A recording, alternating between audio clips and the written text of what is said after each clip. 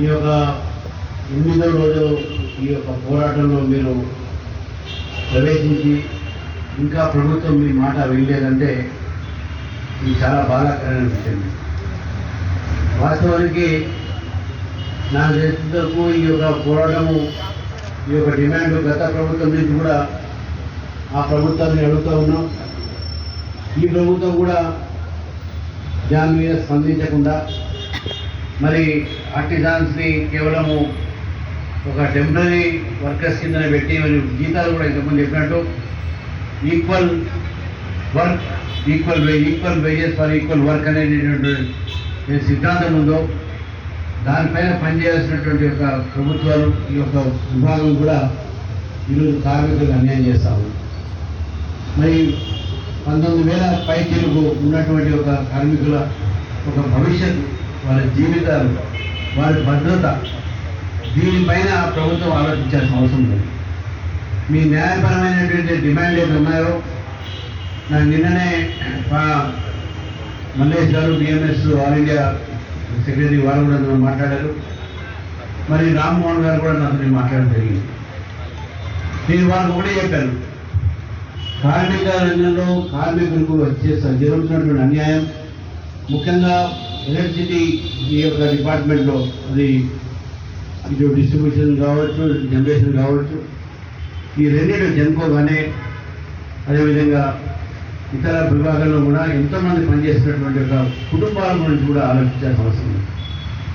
మరి మీరు పోరాటం చేసి మీ యొక్క డిపార్ట్మెంట్లో చెప్పి మంత్రి కూడా ఇంతవరకు దాన్ని స్పందించకపోవటం, ప్రభుత్వం స్పందించకపోవటం, వీటన్నిటి కూడా చూస్తూ ఉంటే ఈ ప్రభుత్వం కార్మికుల వ్యతిరేక ప్రభుత్వం అని చెప్పేసి కూడా మనం భావిస్తాం. ఇది అబ్జర్వ్ చేసుకొని ప్రభుత్వంలో ఉన్న పర్మనెంట్ ఎంప్లాయీస్ ఎందుకంటే గత అనేక సంవత్సరాలు పనిచేస్తూ ఉన్నారు. నాకు తెలిసినందుకు ఇక్కడ దీంట్లో రిటైర్మెంట్ అయిన తర్వాత మీకు బెనిఫిట్స్ అనేవి కూడా ఏమి ఉండవు. మరి భద్రత అనేది ఎక్కడ వస్తుంది? మీకు సోషల్ సెక్యూరిటీ అనేది చాలా ఇంపార్టెంట్. ఇవ్వాలి అనేక సంవత్సరాలుగా మనం ప్రభుత్వంతో పనిచేసి వారికి మన సేవలు అందిస్తే మన ఒక వయసు అయిన తర్వాత రిటైర్మెంట్ అయిన తర్వాత మనము ఈ కొద్ది కూడా పెన్షన్ కానీ అటువంటి కూడా రాకపోతే మళ్ళీ మన భద్రత, మన పిల్లలు ఏ విధంగా ఉండాలని చెప్పేసి కూడా మళ్ళీ మనం సర్వీస్ చేస్తూ ఉన్నాం. ఏదో ఒక్కడిగా మనం అడగట్లేదు, ప్రభుత్వాన్ని కష్టం చేస్తూ ఉన్నాం. కాయ కష్టంతో ఈరోజు మనం ఈ యొక్క డిపార్ట్మెంట్లో కూడా లాభాలు కొన్ని తీసుకొస్తున్నాం. కొన్ని వాళ్ళ ఒక ప్రభుత్వం ఒక వైఫల్యంతో నష్టాలు జరుగుతుంది. కానీ మనం మాత్రం మన చోట ఓడ్చి మనం పనిచేస్తూ మరి ఎంతో జీవితాల్లో వెలుగు రావడానికి కారణం కూడా మన కార్మికులే. ఈ కార్మికులే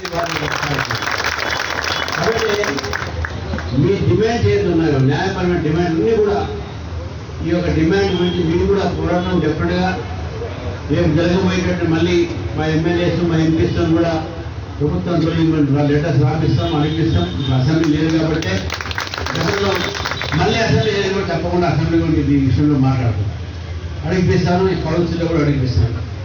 మీ యొక్క న్యాయపరమైన పోరాటానికి భారతీయ జనతా పార్టీ సంపూర్ణ మద్దతును మీకు పోరాటంలో నేను కూడా రేపు ముఖ్యమంత్రి గారికి గుర్తులు రాస్తాను. మీ యొక్క న్యాయపరమైనటువంటి ఒక కోరికలపై మా ఒక సానుభూతి ఉన్నది, మా సంపూర్ణ మద్దతు ఉంది, మా సాంఘీభావం కూడా మీకు తెలియజేస్తూ కొన్ని వరంగల్ జిల్లాని అందరూ మా నాయకులు వచ్చారు. మాజీ ఎమ్మెల్యే శ్రీధర్ గారు ఉన్నారు, సీతారామయ్య గారు మాజీ ఎంపీ ఉన్నారు, మా మాజీ జిల్లా అధ్యక్షురాలు, మరి రాష్ట్ర నాయకురాలు మన రావపద్మ గారు ఉన్నారు. అందరూ చాలామంది ఇక్కడ వచ్చినటువంటి మన జిల్లా అధ్యక్షులు రవికుమార్ గారు ఉన్నారు. అందరూ కూడా మీ వెంట ఉంటారు. మీరు ఏం భయపడాల్సిన అవసరం లేదు. ఎందుకంటే కార్మికుల బలమే ఈరోజు మన ఒక డిమాండ్స్ని రేపు ప్రభుత్వం మీద ఒత్తిడి చేయడానికి మీకు అనిపిస్తుంది. ఇదంతా ఐక్యతగా ఉండండి. 19,000 మంది కుటుంబాలకు అండగా భారతీయ జనతా పార్టీ ఉంటుందని చెప్పేసి కూడా మీకు తెలియజేస్తుంది. ఆర్థికానికి సంబంధించిన కార్మికులకు భారతీయ జనతా పార్టీ పూర్తిగా మద్దతు చేస్తూ మరి ఈరోజు మీరు కలవడం జరిగింది.